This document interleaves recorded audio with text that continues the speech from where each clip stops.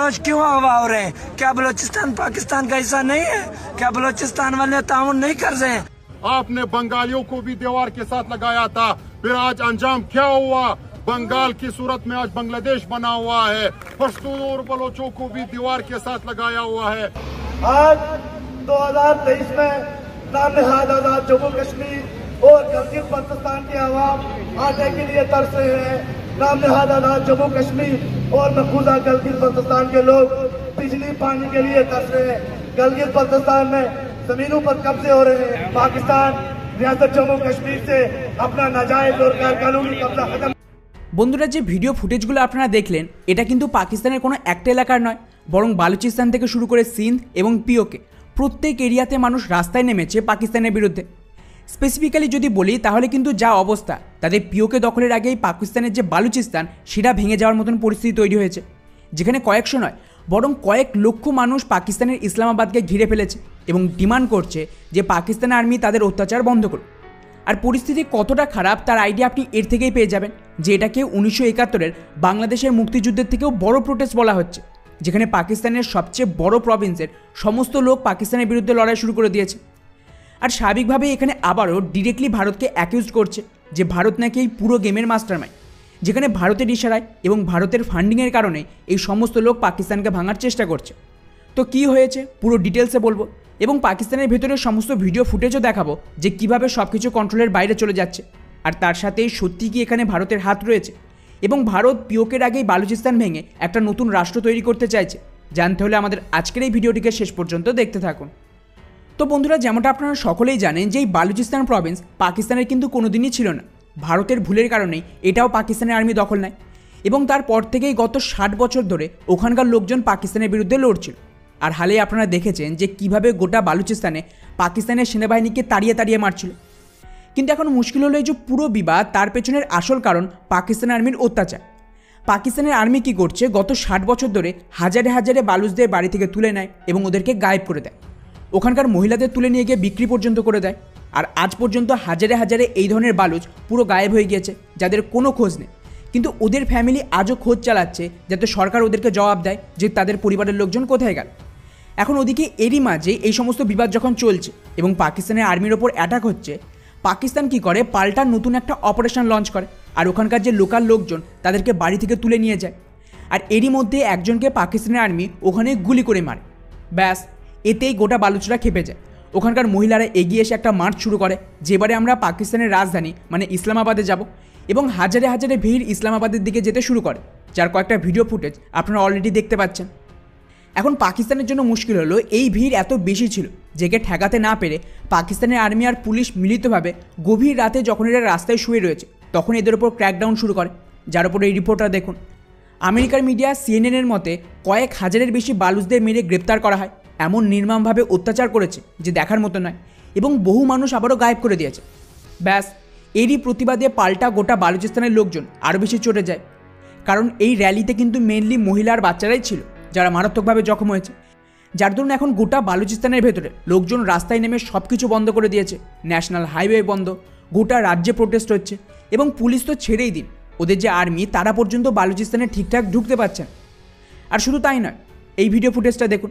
এটা হলো বালুচিস্তান আর পাঞ্জাবের মধ্যেকার একমাত্র হাইওয়ে, যার দ্বারা সমস্ত যাতায়াত, আর্মির মুভমেন্ট সেই সব কিছু হতো। এখন কিন্তু লোকজন এটাকেও আটকে দিয়েছে। আর ইন্টারেস্টিং বিষয় হলো শুধুমাত্র বালুচিস্তান একা নয়, এই বালুচরা পাকিস্তানের যেখানেই রয়েছে সেখানেই সব কিছু আটকানোর চেষ্টা করছে এবং পাকিস্তানের সরকার আর আর্মির বিরুদ্ধে প্রোটেস্ট করছে। স্পেশালি পাঞ্জাবেও সেম অবস্থা, পাঞ্জাবের ভেতরেও রাস্তা জ্যাম করে দিয়েছে এই বালুচরা। এমনকি এর বিরুদ্ধে বালুচিস্তানের যে লিডার তারা তো ওপেনলি পাকিস্তানকে ধমকি দিয়েছে যে ওরা কিন্তু 1971-এ বাংলাদেশের সাথে যা করেছিল তার ফল দেখতেই পাচ্ছে। আর এই সেম কাজ এবার নাকি বালুচদের সাথেও শুরু হয়েছে, তাই যদি এটা বন্ধ না হয় তাহলে কিন্তু ইতিহাস আবারও ফিরে আসবে। आपने बंगालियों को भी दीवार के साथ लगाया था, फिर आज अंजाम क्या हुआ?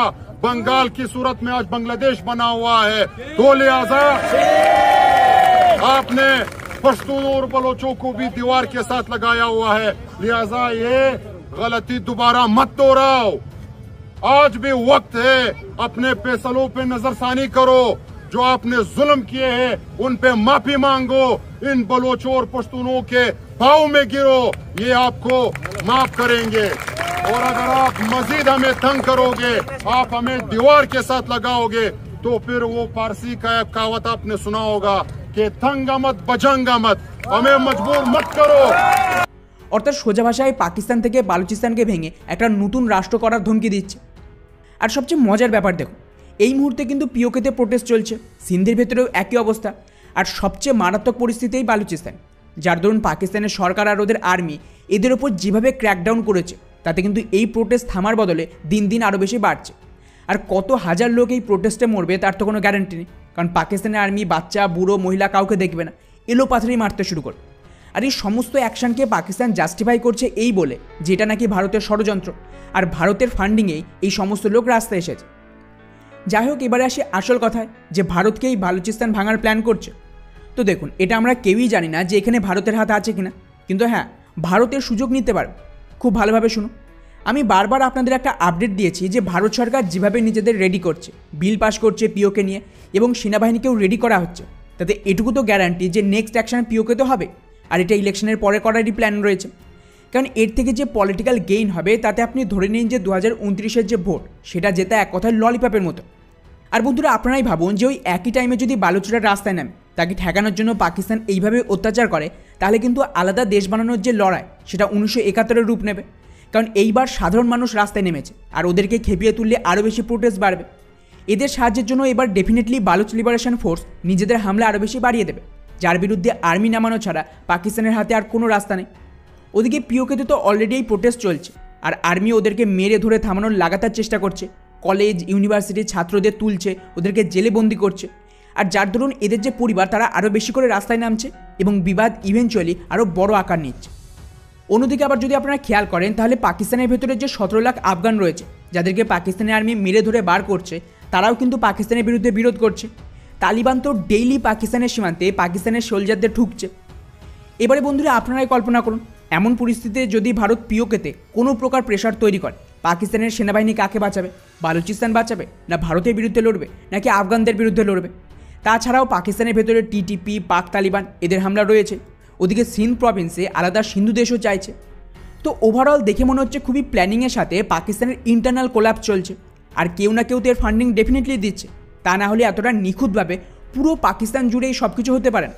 ফলে ভারতের ইলেকশনের ওপর পাকিস্তানের ভবিষ্যৎ কিন্তু অনেকটাই নির্ভর করবে। আর দেখা যাক এখন ভারতের তরফ থেকে এর বিরুদ্ধে কোনো বড় অ্যাকশন হয় কিনা, কারণ অলরেডি আপনারা দেখেছেন ভারতের যে কাশ্মীর, সেখানে কিন্তু লাগাতার আতঙ্কবাদী হামলা আরও বেশি বাড়ছে। ফলে ডেফিনেটলি ভারতকে কোনো কঠোর অ্যাকশন নিতেই হবে। বাকি পুরো বিষয়টিকে নিয়ে আপনাদের কি মনে হয় নিচে অবশ্যই কমেন্ট করে জানাবেন। জয় হিন্দ।